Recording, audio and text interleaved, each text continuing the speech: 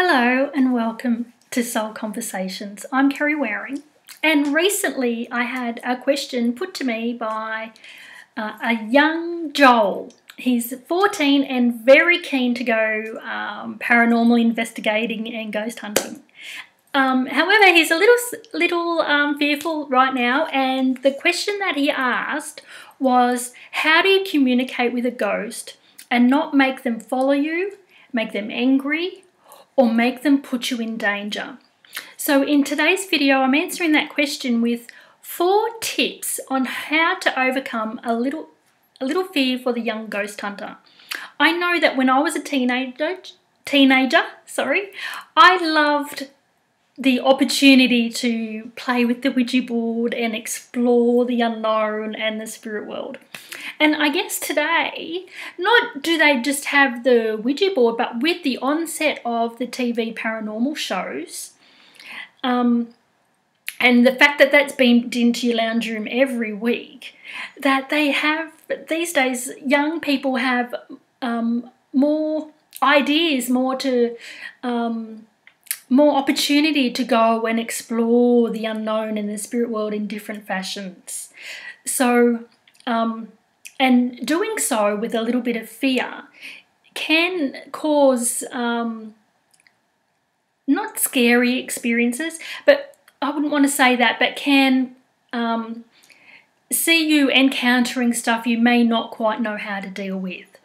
So one of the first things that I would say to you, Joel, is to remember that paranormal investigating is not really at all like what you perceive on the TV shows.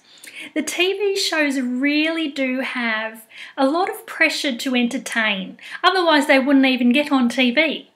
You know, so where a real paranormal investigation can have you sitting in a building, in a room for hours on end in the dark with nothing happening, that's not going to cut it on a TV show. You know, so quite a fair few of them are actually scripted. You know, who they put on as hosts and the talent, you know, the TV show talent. There's a lot of thought that goes into all of that. So my view is especially these days, they are actually far from authentic. You know, so a lot of when you see people on TV reacting and, you know, screaming and carrying on, a lot of that is put on for television. So please know that. Please know that what you see on TV is not really how it is. Okay. Secondly, the true malevolent spirit, the one that we think is out there to hurt us, is actually rarer than what we're led to believe.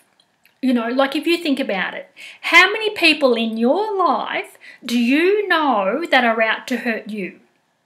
None. Well, at least I hope so. You know, so, and the spirit world is no different. It reflects our world in a lot of ways.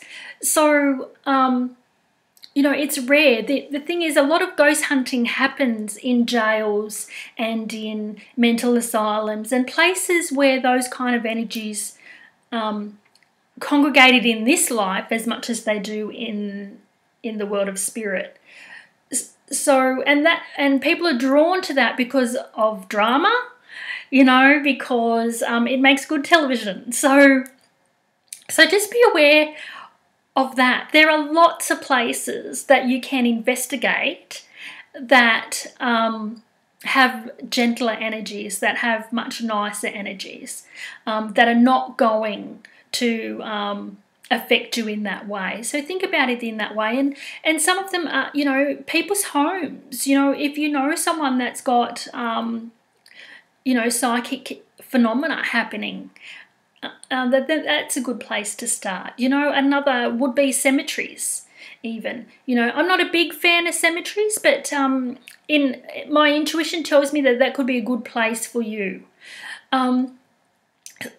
So Joel, you know, think about different kinds of locations.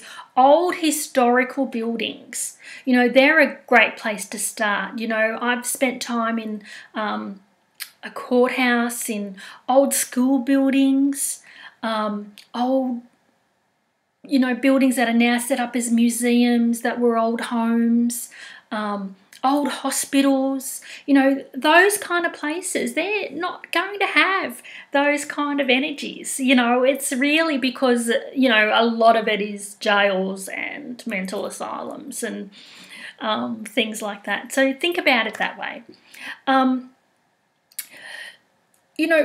Secondly, if we approach, or thirdly, sorry, this is tip 3. So if we approach investigating and connecting with the spirit world with respect, treat the spirit world and talk to them just as you would talk to anyone else. You wouldn't go into a friend or even a stranger's home and start yelling at them and antagonizing them, trying to get them to tell you about themselves and their life, would you?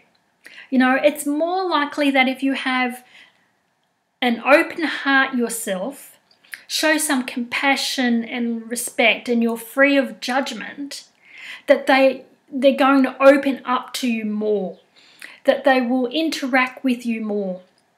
When you are ghost hunting. There is that phrase that says you get more flies with honey. I'm a big believer in that. And I would even go so far as to say, and this is something that I used to do when I did join paranormal investigation teams as a medium, that I would go so far as to go in there and ask for permission. I would ask the spirit world permission to be there to investigate. Because when you think about it, you're going into their home, their environment, you are a guest. So if you go in there and ask for the right to be there, then I've always found that you're going to get more willingness and interaction from them. You'll get more occurrences. However, if the answer is no, then you do need to respect that and leave. And certainly be aware that some energies will give you permission, and then at some time there may come a time when you're wearing out your welcome, and that they then ask you and you feel like it's enough. That's the time to leave as well. I have had those experiences as well. So always show respect, and when you're doing that, that's what you're going to receive back. I'm a big believer that your experiences with this spirit world are manifested and created in response to you and your energy. So just like all of life, therefore your thoughts, your beliefs, your energy will have a huge influence on what occurs for you when you are investigating ghost hunting. If you investigate with fear on any level of your being, then you can expect to have experiences that will validate that fear. The way to overcome that is to be honest with yourself about your fear, be conscious and aware of it, and then it becomes almost like a way of being able to set it aside and work around it. It'll help to deplete the fear when you are investigating. Lastly, when it comes to the spirit world wanting to follow you home, I've always loved the response from my friend and fellow medium David Wells from the UK's Most Haunted. When asked that question, he often says to people, what's so interesting about your life that they would want to follow you home? And I really think that kind of humour really cuts straight to our fear and puts it all in perspective. So, Joel, I really hope this helps answer your question. And by all means, if you have any more, please don't hesitate to ask. And good luck with your ghost hunting.